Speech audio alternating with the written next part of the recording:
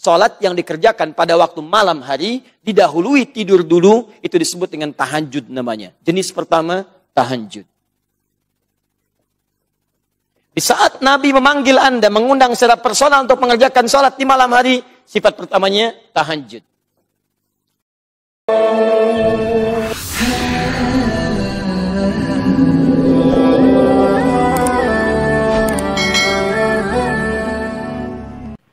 Assalamualaikum warahmatullah. Assalamualaikum warahmatullah. Salat apa saja yang dimaksudkan di sini? Yang pertama kali, mari kita lihat turunan hadis Nabi SAW dan praktek beliau saat di bulan Ramadan. Turunkan dulu ke ayat Qur'annya. Ibadah salat ini, itu menyempurnakan puasa kita. Kalau puasa di siang harinya, maka yang ini dianjurkan di malam harinya. Dan disebut kesempurnaan dari puasa. Saya turunkan dulu ayat yang belum dituliskan tadi. Quran surah kedua, ayat 187. Langsung di pertengahannya saja, supaya tidak terlampau panjang dibacakan. Wa kulu washrabu hatta yatabayyana lakumul khaytul abyadu minal khaytil aswadi minal fajr. Thumma atimmus siyama ilal lail. Thumma atimmus siyama ilal lail. Kemudian sempurnakanlah puasa itu sampai dengan ke malam harinya. Ada yang menerjemahkan ila itu muqaddimatul lail, di puasa dari fajar sampai dengan menjelang malam, maksudnya maghrib. Ada yang menerjemahkan ila lail dengan mengerjakan ibadah malamnya. Apa ibadah malamnya itu yang dicontohkan oleh Nabi? Kita turunkan kemudian hadis-hadisnya. Baik. Hadis Muslim nomor hadis 749 dari Ibnu Umar radhiyallahu taala anhuma. Saya simpan sedikit ini. Dekatkan begini. Baik. Redaksi nabinya qama. Qama. Dari kata qiyam. Yang dimaksudkan salat di sini. Salat. Dari mana tahunya? Teruskan. Hadis Muslim nomor hadis 749. Salatul laili. Salat yang dikerjakan di waktu malam itu. Kalimat qama disebutkan dengan kalimat salat. Yang dimaksud salat. Pertama, waktunya malam. Salatul laili, salat malam. Kalau sudah ada kata laili, al-lail itu menunjuk kepada waktu. Ada al-lailah pakai ta, ada al-lail tidak pakai ta, itu berbeda. Kalau tidak menggunakan ta, menunjuk kepada waktu. Waktunya terbentang dari ba'da isya sampai dengan menjelang fajar. Ini yang dimaksud dengan lail, al-lail. Tidak pakai ta. Kalau menggunakan ta al-lailah itu artinya ada momen istimewa di malam itu. Ingat, kalau pakai ta ada momen istimewa yang tidak ditemukan di malam-malam lainnya kecuali di situ saja. Karena itu ketika Allah menerangkan tentang Lailatul Qadar, kemuliaan Al-Qadar bukan menggunakan lail tapi lailah. Inna anzalnahu fi Lailatul Qadar, bukan fi Lailil Qadar, tapi lailah karena ada yang istimewa di situ. Jelas ya? Baik, tapi sama-sama menunjuk malam. Jadi al-lail, al-lail itu malam. Laili, lela, lila, leli, layali itu malam. Ibu lili, ibu malam-malam. Baik. Salatul lail, salat malam. Baik. Salat malam itu jenisnya apa saja? Tahan, saya belum teruskan hadisnya. Kembalikan ke Quran tadi yang telah Anda catat. Quran surah ke-17 misalnya, kita ambil ayat ke-79-nya. Fokus. Wa minal laili fatahajjad bih. Paling kiri sebelah atas. Dan dari sebagian malam, lail bukan lailah. Wa minal lail pakai min. Min menunjuk pada sebagian, tidak keseluruhan. Perhatikan tab'id sifatnya. Dari sebagian malam. Anda nggak harus paksakan dari ba'da isya sampai menjelang fajar. Anda boleh istirahat dulu. Begitu Anda istirahat, malamnya bangun. Fatahajjad. Ibadah yang dikerjakan setelah Anda tidur dulu, lalu beraktivitas disebut dengan hajada. Kalau Anda serius mengerjakannya, tambahkan tak di depannya. Jadi tahajjad. Tahajjad. Salat yang dikerjakan pada waktu malam hari, didahului tidur dulu, itu disebut dengan tahajud namanya. Jenis pertama, tahajud. Di saat Nabi memanggil Anda, mengundang secara personal untuk mengerjakan salat di malam hari, sifat pertamanya, tahajud. Fokus. 2. Quran surah 73. Ayat ke-6 misalnya. Kita ambil. Inna nasyi'atal laili, ada lail lagi. Hiya asyaddu wat'aw wa aqwamu qila. Sungguh bangun di malam hari itu, sentuhannya ke jiwa semakin kuat dan kalimat-kalimat yang menghadirkan kehusyuan kepada kita yang membacanya. Gak percaya silakan bangun salat malam dengan siang, beda nilainya. Malam 2 rakaat, siang 4 rakaat, masih khusyuk malam dibandingkan dengan siang. Makanya setan malam dengan setan siang beda. Lain Pak, saya katakan pada Anda, kalau butuh pembuktian silahkan cek. Anda siang-siang, itu biasa. Masuk ruang makan, normal. Masuk kamar mandi, biasa. Suara-suara, banyak. 4 rakaat, itu rasanya biasa saja. Tapi kalau malam, 2 rakaat itu karena kebisingan mulai sepi. Orang-orang mulai tenang. Potensi khusyuk tinggi. Makanya setan yang keluar, itu pangkatnya naik dikit malam hari. Betul.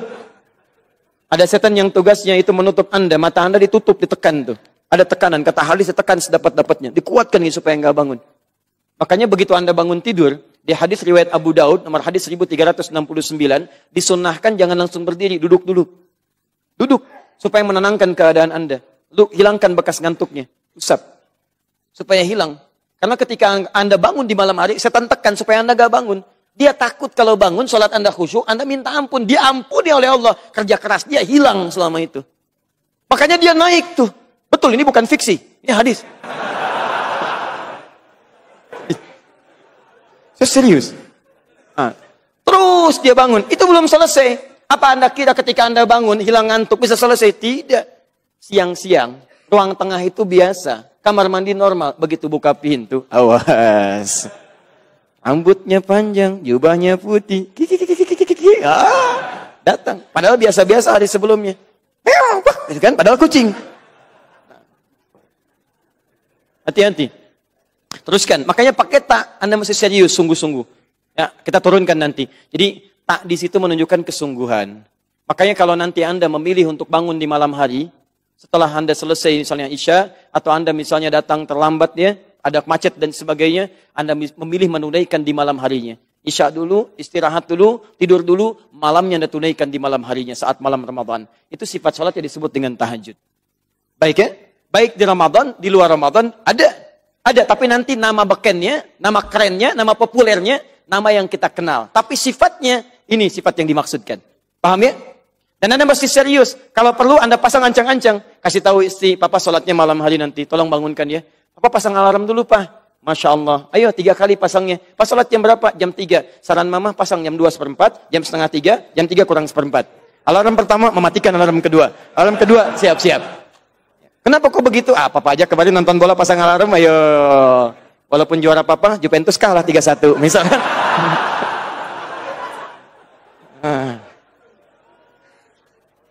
Saya nggak pernah nonton begitu. Itu ngabisin tenaga, ngabisin waktu. Tapi saya baca gitu, saya senang baca. Saya tahu kemarin Rossi ada insiden dengan Marquez itu kan, di tikungan sekian saya tahu. Udah marah-marah, Marqueznya datang mau minta maaf dengan bos Hondanya, tapi kemudian ditolak oleh Asensio. Asensio itu tangan kanannya Rossi, dan dia dekat sekali dengan Rossi, sahabatnya. Nanti kapan-kapan kita bahas loh ya. Baik. Ustaz, mereka itu balapan, berusaha untuk masuk surga. Kok tahu? Ihdinas siratal mustaqim, tareknya lurus. Tafsiran yang tidak tepat. Jadi Anda nggak bisa baca Quran, baca terjemah, memahami sendiri, itu repot. Anda mesti belajar, ada tafsir, ada ulama, dilihat. Gak bisa baca Quran sekarang terjemahan disimpulkan, bisa salah. Ada orang baca Ali Imran 92. Dia baca, Masya Allah. Belum sempurna amalan kalian. Lan tanalul birra hatta tunfiqu mimma tuhibbun. Lan tanalul birra. Kalian tidak akan mendapatkan puncak kebaikan di sisi Allah. Hatta tunfiqu mimma tuhibbun. Sampai kalian bisa menginfakkan apa yang paling kalian cintai. Baca terjemahan. Oh, yang paling dicintai diinfakkan Allah cintai. Saya infakkan istri saya. Gak bisa. Bahaya Anda di situ. Maaf Bu ya, ini contoh salah penafsiran. Makanya belajar yang benar. 2. Baik, yang kedua Quran surah 73 ayat 6 itu umum. Disebutkan bangun malam. Bangun malam ini artinya bisa jadi Anda sebelum tidur itu bisa dimaksimalkan bangunnya. Jadi setelah Anda sholat Isya, Anda sholat lagi, ya, melebihi batas yang standar. Isya kan fardu, di atas itu tambahan, di atas standar. Anda bangun lagi, Anda kerjakan sebelum Anda tidur. Dan di waktu malam tadi, waktu malam ba'da Isya sampai menjelang fajar. Setelah Isya, Anda sholat sunnah ba'diyah. Setelah ba'diyah, Anda sholat lagi. Itu bisa terjadi di bulan Ramadan. Begitu Anda maksimalkan, Anda silahkan. Sebelum Anda tidur, Anda boleh kerjakan. Qiyamnya di waktu malam, berarti disebut qiyamul lail. Qama, sholatnya, sifatnya disebut dengan qiyam, dikerjakan di waktu malam. Cuman saya kerjakan sebelum saya tidur. Saya bangun pada malam harinya, qiyamul lail. Ada yang menyamakan qiyamul lail dengan tahajud, ada yang spesifik membedakan. Kalau yang ini diawali dengan tidur, yang ini langsung setelah Isya, salat sunnah ba'diyah, kemudian diteruskan dengan salat lagi. Paham? Saya ingin Anda pahami, bukan cuma sekedar diketahui. Saya hapus dulu. Jadi nanti saat Ramadan, ada sifat bocoran dari Nabi. Fokus baik-baik. Apa bocorannya? Ada satu salat spesial. Dikerjakan di malam-malam Ramadan. Waktu pengerjaannya malam. Terbentang dari ba'da Isya sampai dengan fajar. Cuman kata Nabi, fleksibel mengerjakannya. Karena tidak setiap orang punya kondisi yang sama. Ada orang yang ketika sholat ba'da Isya, langsung bisa mengerjakan.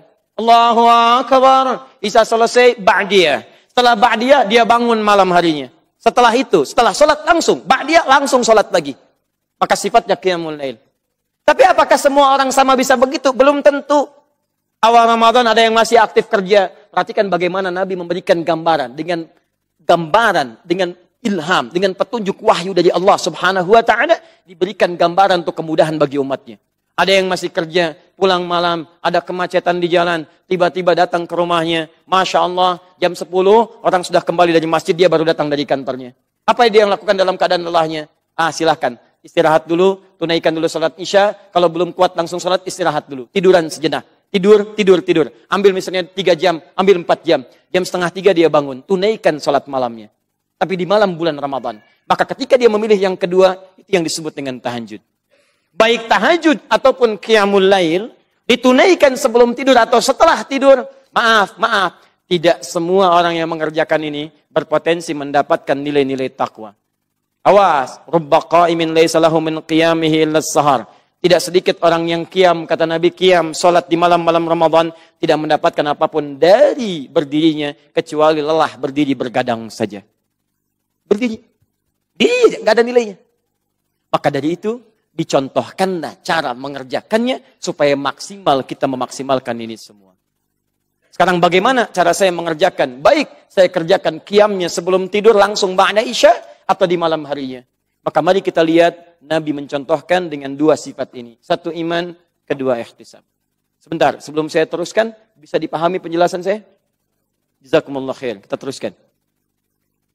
Saya coba hapuskan dulu yang ini. Ini saya tahan untuk menerangkan turunan yang ini. Alhamdulillah. Kalau Anda bersin, saya suka ingat sahabat saya yang tidak berjumpa, tapi kita insya Allah punya ikatan yang kuat. Namanya Ahmad Muzammil. Orangnya saleh. Masya Allah. Wajahnya memancarkan karisma yang baik dan ahli Quran. Dan kami mengasuh pesantren dulu dengan nama yang sama. Sama-sama Al-Hikmah. Sama-sama di Lebak Bulus. Saya mengasuh Al-Hikmah untuk hafalan Quran. Mahasiswa yang kuliah sekitaran Jakarta. Ada Lipia di Buncit. Ada IIKI juga, ada yang PT IIKI, ada UIN. Kita kumpulkan daripada beraktivitas yang macam-macam. Dan mereka menghafal Quran. Kita fasilitasi dengan gratis. Beliau, Ustaz Ahmad Muzammil, itu yang tahsinnya. Tahsin. Masya Allah. Saking sayangnya Allah kepada beliau. Masya Allah. Beda kami cuma 7 tahun usianya. Beliau dari saya 7 tahun lebih. Saya waktu itu 32, beliau 39. Saking sayangnya Allah kepada beliau di hari Kamis, Pak. Tidak mendapatkan Ramadan pada saat itu. Padahal sudah dekat ke Ramadan. Dipanggil pulang. Ya ayyatuhan nafsul mutmainnah. Ahmad Muzammil, kamu pulang. Pahala kamu sudah banyak. Yo, orang tahsin kamu dapat pahalanya. Murid kamu sudah banyak. Adi Hidayat masih banyak dosanya. Perlu banyak amalan, perlu banyak istighfar. Kamu udah pulang. Sesuai dengan ajalnya. Cara pulangnya itu sederhana, Pak. Indah, gampang. Cuman bersin 2 kali. Hasih, selesai. Ringan gitu. Ya, Ahmad Muzammil, ahli Quran, ahli tahsin, pahala banyak. Ayo pulang, hasin 2 kali, meninggal. Tadi saya lihat banyak yang bersin berkali-kali belum meninggal juga. Ya. Mungkin kita perlu Ramadan. Itu maksudnya. Untuk menambah dan menyusul saudara kita yang telah kembali kepada Allah. Siapa lagi yang mau bersin? Jangan khawatir, keluarkan aja. Karena saya pernah ceramah di Jakarta, begitu saya terangkan yang ini, mau bersih ditahan-tahan begini. Tenang ya, tenang. Bismillah. Kembalikan ke sini. Satu.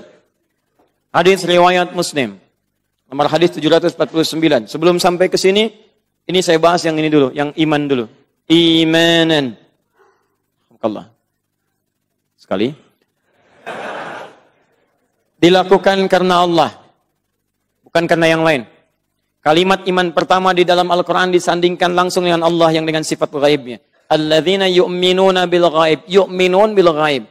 Imannya dilakukan karena Allah yang ghaib. Ghaib itu belum tampak dalam pandangan kita. Dan kita yakini keesaan ketunggalan dan seluruh kekuatan-kekuatannya kepada kita semuanya. Fokus baik-baik di sini. Ketika menyebutkan kalimat iman, maka tujuan utamanya kepada Allah. Kalau Anda ingin mendapatkan ampunan di malam Ramadan, dalam saat Anda menunaikan salatnya, maka syarat yang pertama, salat Anda harus ditunaikan karena Allah, bukan karena yang lain. Jangan dulu perdebatkan berapa jumlah rakaatnya. Pertanyaannya adalah berapapun rakaat, berapa yang Anda niatkan karena Allah Subhanahu wa taala. Jangan sampai terjadi saya ke sini, karena di situ enak keadaannya. Saya ke sini karena teman saya pun ke situ. Saya di sini karena imamnya lebih memberikan ketebalan kepada saya, macam-macam dan sebagainya. Ingat teman-teman, Anda boleh untuk memberikan gambaran-gambaran semangat karena imam bagus bacaan, karena menyentuh kepada jiwa. Tapi yang harus Anda tanamkan pada diri Anda sendiri, siapapun imamnya, memberikan sentuhan ataupun kepada jiwa saya, tetap saya kerjakan karena Allah Subhanahu wa taala. Begitu Anda datang imamnya beda, Anda nggak akan peduli. Yang penting Allah ridha dengan salat saya malam ini. Paham ya? Maka hati-hati betul. Begitu nanti teman-teman mempraktikkan masa tarawihnya, akhi, di mana tarawih? Saya ikut si fulan aja lah. Bukan. Bukan karena ikut si fulan. Karena Allah perintahkan Anda untuk memilih yang terbaik karenanya. Paham? Satu. Sudah. Masuk ke dini dulu, lalu saya teruskan ihtisab. Teknisnya bagaimana? Teknisnya, Salatul laili masna masna. Hadis Muslim hadis 749. Kalau Anda tunaikan salat malam, salatul laili, malam dibagi dua, bisa tahajud, bisa qiyamul lail. Mau Anda tidur dulu, mau tidak tidur dulu, kata Nabi, cara pertama masna masna. Paling minimal tunaikan 2. Setelah itu 2. Setelah itu 2. Fa idza khasyiya ahadakumul fajra, sampai 2. Kalau Anda khawatir dekat menuju fajar, sebentar lagi fajar tiba. Falyutir rak'atan wahidah, maka segera tutup dengan witir 1 rakaat. 1 rakaat. 2. Mau fajar nih, tutup 1 rakaat. Baik, kebayang nggak teman-teman, ada orang sholat dari ba'da isya sampai menjelang fajar. Berapa rakaat dia kerjakan? Banyak ya? Atau yang kedua, bayangannya diturunkan sedikit. Ada orang kemudian tidur terlebih dahulu, bangunnya jam 3 sampai menjelang fajar. Berapa rakaat dia tunaikan? Baik, hadis ini, hadis pertama, memberikan gambaran kepada kita bahwa sholat-sholat yang dikerjakan pada malam itu, baik tahajud ataupun qiyamul lail, pada dasarnya tidak diberikan batas oleh Nabi SAW. Yang paling tepat kata Nabi, silahkan kamu tunaikan paling minimal 2. Setelah itu tambah 2 lagi. Tambah 2 lagi. Tapi kalau kamu duga witir fajar akan segera tiba, tutup segera dengan witir 1 rakaat. Jelas? Maka rumus yang pertama, Nabi tidak memberikan batas dari rakaatnya, tapi diberikan minimal pengerjaannya 2 rakaat dengan witir berapa? 1 rakaat. Paham? Kita bertanya pada Rasulullah, ya Rasulullah, kalau Anda tidak memberikan contoh batasan, kami khawatir nanti orang akan beda-beda. Yang satu, masjid mana? Masjid Al-Murabi aja deh daripada Darul Ihsan. Kenapa? Al-Murabi cuma 2 rakaat, witir 1 misalkan. Tapi tahu nggak kamu, rakaat pertama Al-Baqarah sampai selesai.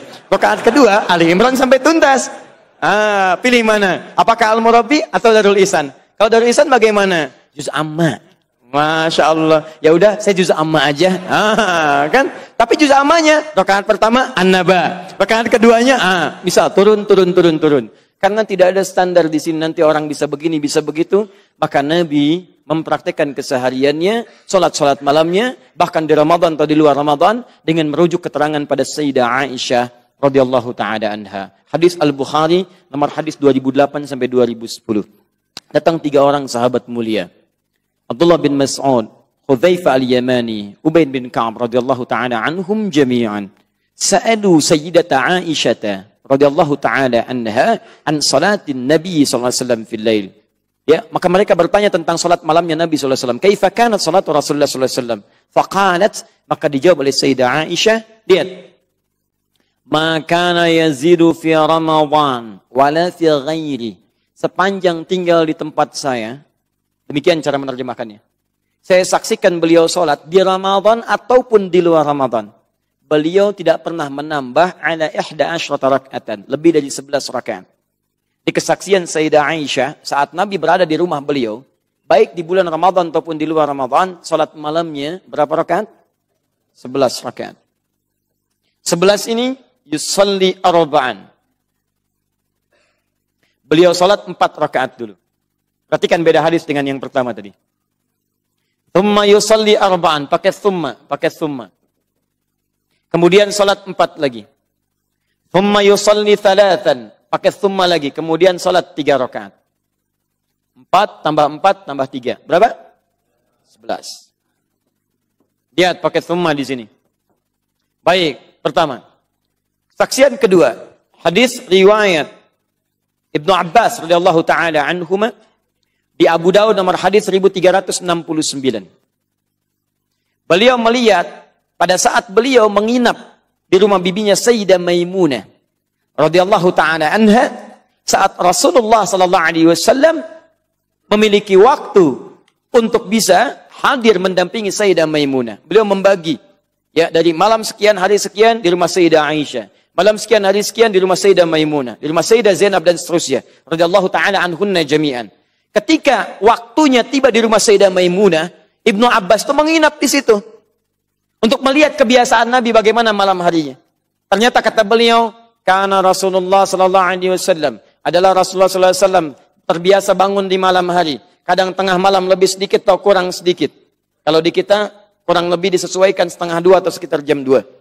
Kemudian ketika bangun itu, fajalasa, beliau duduk dulu. Kemudian famasaha biyadi min atharin naum. Dengan tangannya, beliau menghapus kemudian bekas-bekas ngantuknya. Kemudian faqara'a khawatimu surah Ali Imran. Membaca 11 ayat terakhir surah Ali Imran. Dari 190 sampai dengan ayat ke-200. Kemudian di Al-Bukhari nomor hadis 181, riwayat Abu Dzar Al-Ghifari, dilengkapi lagi. Nabi membaca doa bangun tidur. Alhamdulillahilladzi ahyana ba'dama amatana wa ilayhin nusyur. Thumma dhahaba ila syinin mu'allaqah. Kemudian pergi ke tempat tertutup, semacam kamar mandi bagi kita. Fatawadda, kemudian beliau berwudu. Kemudian apa yang terjadi? Lalu beliau datang ke musolanya, tempat solatnya, dan siap menunaikan solat malam. Aku berdiri di belakangnya, sampai Nabi menarik aku sehingga sejajar dengannya. Ini dalil menunjukkan boleh, kalau salat berdua, Anda jadi imam, teman Anda jadi makmum, berdiri secara sejajar. Anda imam, dia makmum, sejajar posisinya. Anda kiri, dia kanan. Atau kalau mau menggunakan yang masyhur, yang standar yang lain, Anda maju sedikit, kemudian makmum di belakangnya sedikit. Paham? Belum selesai hadisnya. Kemudian saya merasakan sholat bersama Nabi. Nabi sholat kemudian dimulai dengan 2 rakaat yang ringan. Khafifatain. Rak'ataini khafifatain. Khafifatain itu sholat pembuka. Kalau kita warming up. Ya, untuk menghadirkan kehusuan sebelum sholat masuk pada intinya. Rakaatnya 2 rakaat. Saya simpan di sini. Pembuka. Bacaannya nggak panjang. Jadi begitu salat, langsung baca Al-Fatihah, takbir Allahu Akbar, Al-Fatihah tanpa bacaan surat yang lain. Setelah itu rukuk, i'tidal, sujud, duduk di antara 2 sujud. Rukuk, sujud, bangun lagi. 2 rakaat selesai. Setelah itu beliau menunaikan salatnya yang 2 rakaat, 2 rakaat, 2 rakaat. Lihat baik-baik. Setelah itu beliau tunaikan 2 rakaat. Tambah lagi 2 rakaat. Tambah lagi 2 rakaat. Tsumma yusalli rak'atain. Tsumma yusalli rak'atain. Setelah itu beliau tutup dengan menunaikan 1 rakaat. 1, 2, 3, 4, 5. 2, 2, 2, 2, 2. 10 tambah 1. Berapa? 11. Dibuka dengan pembuka yang ringan, salat intinya 11 rakaat. Jadi di rumah Sayyidah Maimunah 11 rakaat. Di rumah Sayyidah Aisyah kemudian 11 rakaat. Ini 4, ini kemudian 2, 2, 2, ujungnya 1. Paham sampai sini? Baik. Jadi kalau Anda misalnya ingin mengambil standar salat Nabi SAW mengacu pada jumlah rakaatnya, Anda silakan boleh tunaikan 11 rakaat. Paham? Mau pilih mana saja silakan. Jangan Anda simpulkan, tuh, yang benar itu yang 11 rakaat versinya 443. Karena hadisnya kata Aisyah radhiyallahu taala anha, saya tidak pernah melihat Nabi di Ramadan atau di luar Ramadan kecuali 11 rumusnya 443. Jawab, itu kan di rumah Sayyidah Aisyah. Sedangkan Nabi menginap bukan di situ saja. Kadang di rumah Sayyidah Maimunah, kadang di rumah Saudah binti Zam'ah, kadang di rumah Sayyidah Zainab dan seterusnya. Di rumah ini beda dengan yang ini karena kondisi istri Nabi satu dengan yang lainnya itu beda. Beda usia, beda kekuatan berdiri, beda keadaannya. Makanya Nabi memberikan fleksibilitas supaya istrinya nyaman mengikutinya. Itu poinnya. Dan ini bisa Anda terapkan pada istri Anda. Jangan dipaksakan. Ayo mah, yang kuat, yang kuat. Sunnah Nabi 11 rakaat. Lihat tuh, lihat. Tidak. Istri Anda persoalan di kakinya. Cukup mungkin 2 dulu. 1 tutup, dia istirahat, Anda teruskan. Boleh. Jangan dipaksakan. Surga mah, surga. Surga. La haula wala quwwata illa billah. Tapi kalau Anda kira misalnya 4, saya lebih tenang dengan 2. Karena agak santai berdirinya. 2, langsung istirahat lagi. Boleh kerjakan 2. Dan jangan berdebat di sini, tidak ada gunanya. Karena dua-duanya dikerjakan oleh Nabi. Gak bisa Ustaz. Yang tetap 4-4-3. Ini rumus paling bagus. Kemarin Madrid menang 4-4-3 Ustaz rumusnya. Gak ada hubungan.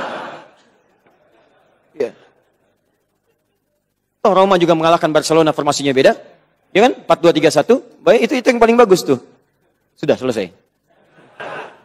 Saya tutup ini. Ini hadis belum selesai. Belum selesai. Tapi tahukah Anda? Ini poinnya. 11 rakaat ini.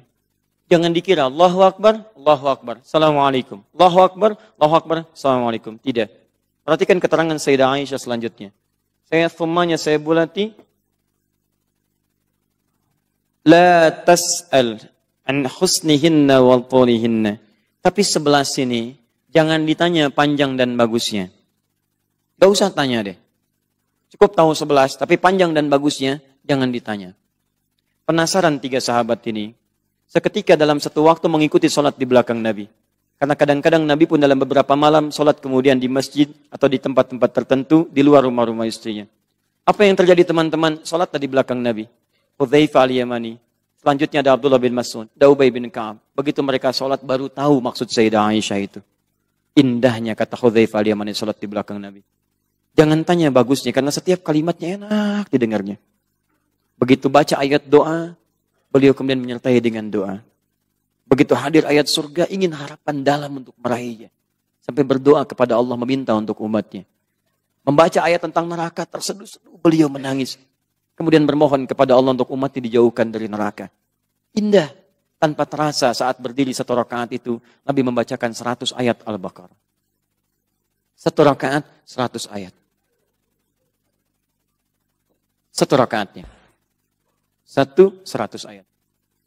Nah, hadis sahih, siapa yang bisa menunaikan salat malam dalam 100 ayat atau membaca 100 ayat dari Al-Quran, maka dituliskan pahala baginya telah menunaikan salat sepanjang malam.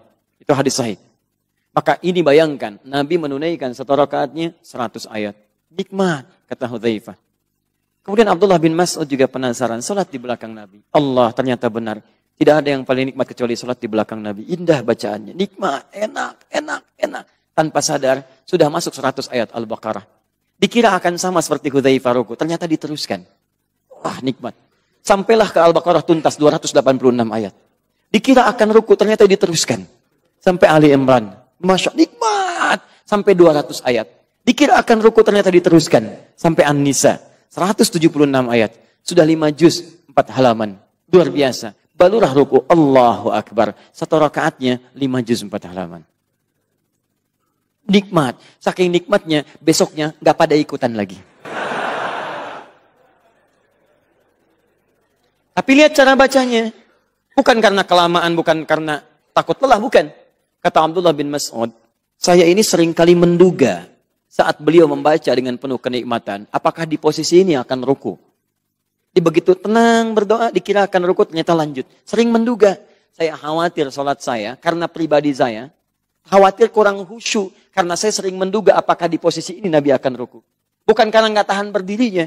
Karena nanti Imam An-Nawawi dalam kitabnya At-Tibyan menyebutkan bahwa setelah sepeninggal Nabi, mereka terbiasa salat malam bahkan sampai hatam Al-Quran. Cek di halaman 37 paling kanan sebelah atas. Paragraf pertama baris 1 sampai dengan baris 3.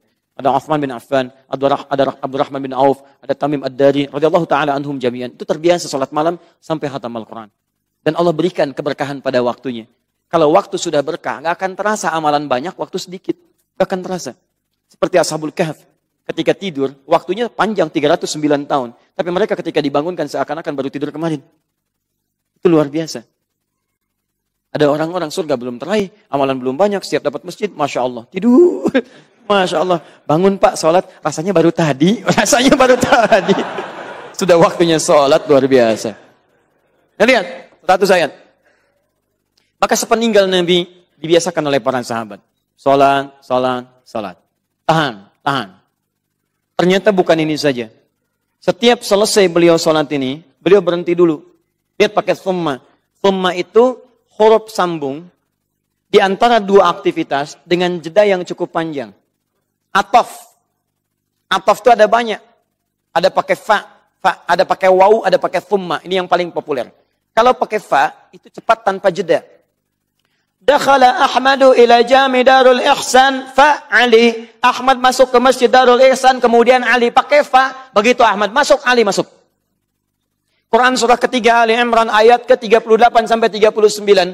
Nabi Zakaria berdoa kepada Allah di mihrab. Hunalika da'a Zakaria rabbah. Qala rabbi habli min ladunka dzurriyyatan thayyibah innaka sami'ud du'a. Di mihrab berdoanya sambil salat, masih berdiri dalam salat. Berdiri disebut qaim, sedang salat disebut yusolli. Baru selesai doa, belum selesai salat, tiba-tiba selesai doanya turun jawaban ayat 39-nya. Jawabannya pakai fa. Fanadatul malaika. Malaikat langsung menyeru, menyampaikan jawaban dari Allah. Wa huwa qaimun, sedangkan Nabi Zakaria masih berdiri, yusolli fil mihrab, berdiri sedang salat. Jadi baca doa dalam salat dalam berdiri, salat belum tuntas, doanya baru selesai, tiba-tiba langsung dijawab, Annallaha yubashshiruka bi Yahya. Allah kasih kabar gembira, Anda akan punya anak namanya Yahya. Jadi antara doa dengan jawaban nggak ada jeda. Selesai doa langsung dijawab. Makanya ulama mengeluarkan fikih dari situ. Kalau Anda ingin cepat dijawab, jadi baru selesai doa, langsung seketika dijawab, keluarkan kebiasaan Nabi Zakaria ketika bermohon pada Allah Subhanahu wa Ta'ala. Itu di antara poinnya. Nanti lain waktu kita bahas ya. Itu bukan fiksi. Dua pakai wa. Wa itu ada jeda sedikit. Dakhala Muhammadun ila jami Darul Ihsan wa Ahmad. Muhammad masuk ke Masjid Darul Ihsan, kemudian Ahmad pakai wa. Jadi Muhammad masuk, kemudian Ahmad mengikuti. Ketika Muhammad masuk ada jeda, Ahmad masuk. Tapi kalau pakai thumma ada jeda yang cukup agak panjang. Misal 5 menit kemudian Ahmad masuk. 3 menit kemudian Ahmad masuk. Atau ada panjang luar biasa. Nah, lihat ini. Hadis antara sholat selesai, sholat satu ke sholat yang lainnya menggunakan thumma. Jadi begitu salam, Nabi nggak langsung bangun. Jadi kalau Anda sholat malam di malam Ramadan, habis Isya, habis sholat sunnah, Anda sholat 2 rakaat pertama, begitu selesai, sunnahnya bukan langsung bangun. Duduk dulu, rehat dulu, dan perhatikan apa yang dikerjakan oleh Nabi. Allahumma innaka afuun, tuhibbul afwa fa'fu anni. Ya Allah, Engkau yang maha pemaaf. Aku akui aku banyak salah ya Allah. Selevel Nabi yang maksum dijaga dari kesalahan mengatakan, saya mengaku banyak salah. Fa'fu anni. Maafkan saya ya Rabb. Maafkan saya. Nabi itu membaca doa. Sesungguhnya untuk diisyaratkan pada umatnya. Karena kita yang butuh. Kalau Nabi nggak minta pun sudah ada jaminan. Kita yang harus banyak minta. Makanya ketika diajarkan kalimat itu gambaran dari Nabi kunci untuk mendapatkan ghufira lahu ma taqaddama min dzambi, supaya diampuni dosa-dosa yang pernah ia kerjakan. Nah, kesungguhan untuk mengevaluasi diri, mengingat dosa-dosa sambil mengucapkan permohonan tadi, itu yang disebut ihtisaban. Paham? Ihtisab itu kesungguhan disertai evaluasi dari hal-hal yang kurang. Kalau Anda menghitung-hitung disebut dengan hisab, pekerjaannya disebut dengan muhasabah. Jadi begitu ada kalimat ihtisaban, bukan cuma salatnya yang diminta. Di jeda-jeda itu, mohonlah ampunan kepada Allah Subhanahu wa Ta'ala.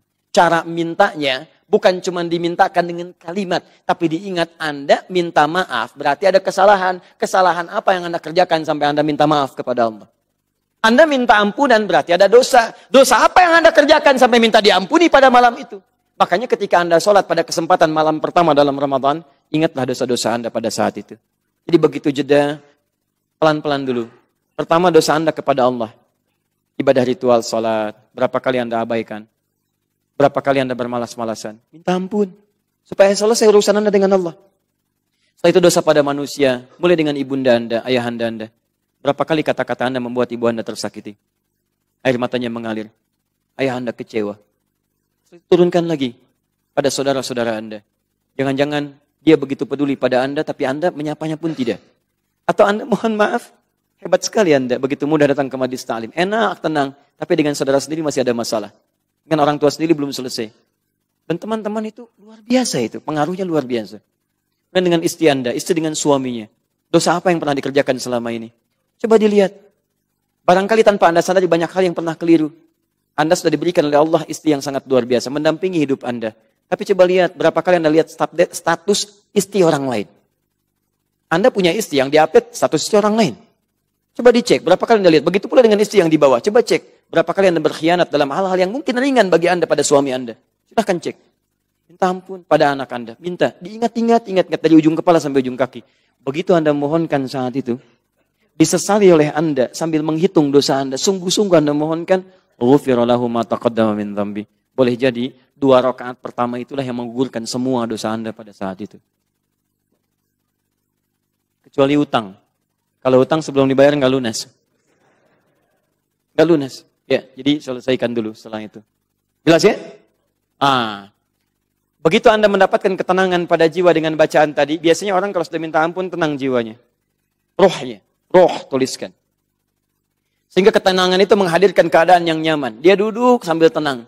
Keadaan yang tenang nyaman membuat roh kita enak disebut dengan rahatun. Rahatun. Kalau Anda berusaha menghadirkan ketenangan ini sehingga dampaknya ke roh menjadi nyaman, maka disebut dengan tarwihatun. Tarwiha.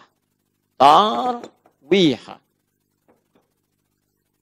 Kalau Anda kerjakan bukan cuma sekali, tambah lagi, tambah lagi, tambah lagi. Banyak Anda kerjakan, jamakkan kalimatnya dari tarwiha jadi tarawih. Tarawih. Jadilah kalimatnya dengan tarawih. Salatnya bisa tahajud, bisa qiyamul lail, tapi sifat Nabi mengerjakannya disebut dengan tarawih. Jadi kalau Nabi, kata Sayyidah Aisyah, salatnya tarawih, tenang, bacaannya tenang. Setelah itu tenang, duduk sejenak, berdoa dengan tenang. Sehingga ada perbedaan sebelum sholat dengan setelah sholat. Sebelum sholat gelisah, pasca sholat lebih tenang. Sebelum sholat kurang nyaman, ba'da sholat lebih nyaman. Ada perubahan. Ketika ada perubahan itu yang disebut dengan tarawih. Makanya para ulama tidak memperkenalkan nama dengan tahajud dan qiyamul lail karena sudah paham. Tapi yang dipahamkan ini, karena tidak setiap yang sholat, menyolatkan dia, menunaikan dia sholat dengan keadaan yang tenang. Semua paham, tahajud ngerti, qiyamul lail ngerti. Tapi apakah setiap yang tahajud dan qiyamul lail dikerjakan dengan tenang? Makanya yang dipopulerkan tarawihnya bukan ininya, supaya kita kerjakan seperti Nabi mengerjakannya. Yang tenang. Jadi jangan sampai Anda sholat, bacaan Anda saja sudah tidak tarawih.